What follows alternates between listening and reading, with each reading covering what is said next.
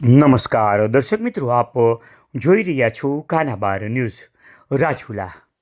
અમરેલી જિલ્લાના રાજુલા તાલુકાના ભાક્ષી ગામે લોહિયાળ જંગ ખેલાયો. અહીં જૂની અદાવતમાં એક યુવાન પર થયેલા હુમલાએ હત્યાનું સ્વરૂપ લીધું. આવું જોઈએ શું છે ઘટના. ભાક્ષી ગામની સીમમાં દિનેશ સોલંકી નામના યુવાન પર પટ્ટા અને દોરી વડે જીવલેણ હુમલો કરવામાં આવ્યો હતો.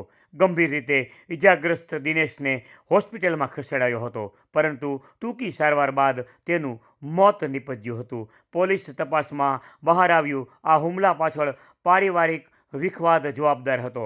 આરોપી નરસિંહ સોલંકીએ પોતાની ભત્રીજીને ભગાડી જવાના મામલે બંદૂક રાખી દિનેશ પર મૂંઢમાર મારી ક્રૂર હુમલો કર્યો હતો. ત્યારે આ બાબતે રાજુલાના ડીવાયએસપી નૈના ગોરડિયા શું બોલ્યા.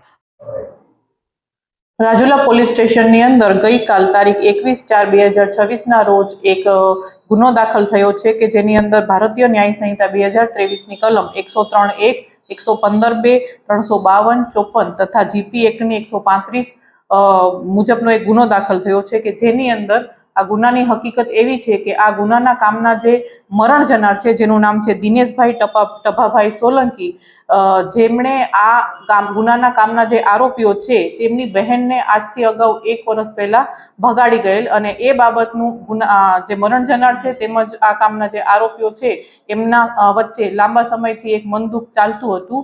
તો અહીંયા તારીખ 18ના રોજ જે મરણ જનાર જે દિનેશભાઈ છે એ મોરબી મુકામથી ભાક્ષી ગામે આવેલ, જે બાબતનું ધ્યાન રાખી આ કામના જે આરોપીઓ છે એ આ કામના જે શાહેદ કાળુભાઈ જે છે જેની સાથે આ દિનેશભાઈ બેઠા હતા, તે દરમિયાન રાત્રિના આશરે 9-9:30 વાગે આ ગુનાના કામના જે આરોપીઓ છે ત્યાં જાય છે અને આ દિનેશભાઈને પોતાની સાથે લઈ જઈ ત્યાંથી આશરે 100 મીટર દૂર વાડીના કાચા રસ્તે પોતાના પટ્ટા તેમજ રાંઢવા વડે ખૂબ જ માર મારે છે અને ખૂબ જ જીવલેણ ઈજાઓ પહોંચાડે છે.